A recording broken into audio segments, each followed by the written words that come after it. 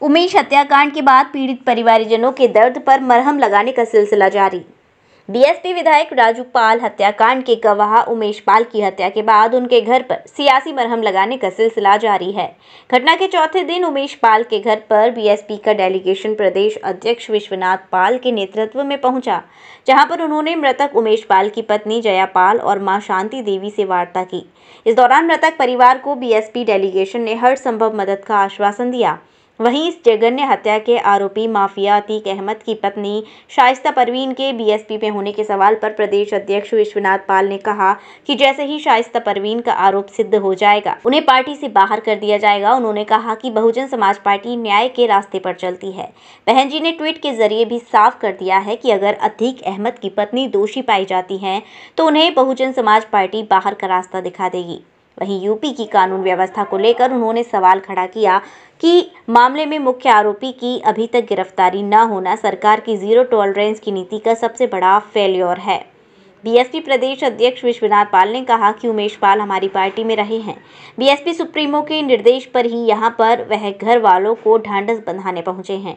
उन्होंने कहा कि जिस अतीक अहमद और उसकी पत्नी पर साजिश रचने का आरोप है और वह अभी भी बीएसपी में ही हैं, इसको लेकर वह बहन जी पुनर्विचार किए जाने पर बातचीत करेंगे।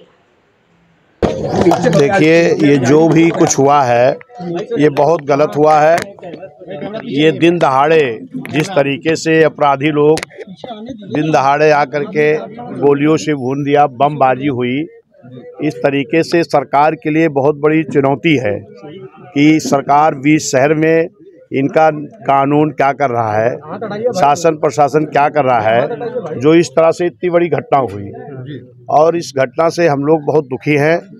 और उसी दिन जैसे ही जानकारी मिली, मैं बाहर था, मैं यार रात में वापस आया हूं, जैसे सुबह ही मैं 6 बजे लखनऊ से निकल पड़ा हूं। और उमेश भाई हमारे भी मित्र हैं, क्योंकि पहले ये बहुजन समाज पार्टी में ही थे, बाद में ये भारतीय जनता पार्टी में शामिल हुए, इस वक्त भारतीय जनता पार्टी में थे।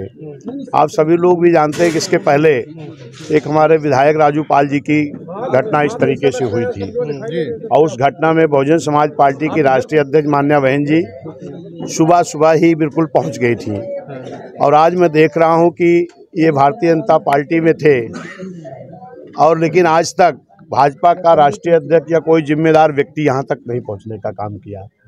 और कानून कई दिन बीत गया, क्या कर रहा है, जबकि उसी दिन मान्या बहन जी की जो ट्वीट आया है उसमें मान्या बहन जी ने कहा है कि जो भी निर्दोष लोग हैं इनको तुरंत से तुरंत सजा मिलनी चाहिए।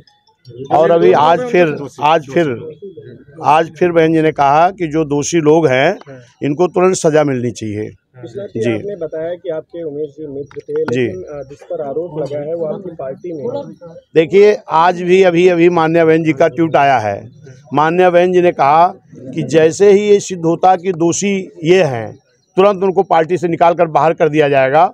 बहुजन समाज पार्टी हमेशा न्याय करती है, मान्या बहन जी भी न्याय करती हैं।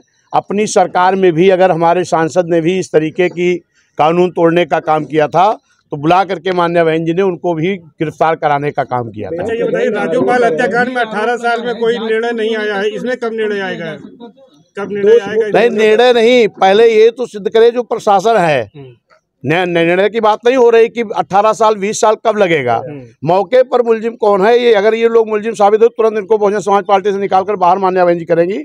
आज मान्या बहन जी का ट्वीट आया है। संरक्षण देने का काम नहीं कर रही आपकी बहुजन समाज पार्टी कभी भी किसी भी मुलजिम को, न्याय तोड़ने वाले लोगों को संरक्षण नहीं देती है। पार्टी में तो रखा है ना अभी, आप सस्पेंड नहीं किया है? नहीं, पार्टी में वो नहीं है। पार्टी में मान्या बहन जी ने आज अभी दिया, आरोपी के साथ नहीं है हम लोग। पार्टी में आरोप जैसे ही सिद्ध होता है, मान्या बहन जी का जो स्टेटमेंट आया है, बाकी में जाकर के फिर से बहन जी से इस पे बात करेंगे कि मान्या बहन जी आज की स्टेटमेंट आया बहन जी का कि जैसे ही आरोप सिद्ध होता है तैसे तो इनको पार्टी से बाहर कर दिया जाएगा।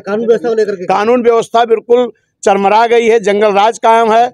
अभी धर्मेंद्र पाल हमारे एक लखनऊ में उनकी हत्या हो जाती है, बलिया में एक पाल साहब की हो जाती है, अभी कानपुर में आपने देखा कि एक ब्राह्मण की बेटी, माँ बेटी की किस तरीके से उनकी हत्या हो जाती है। उसमें ज़मीन का अगर विवाद था, विवाद को सुलझाया भी जा सकता था।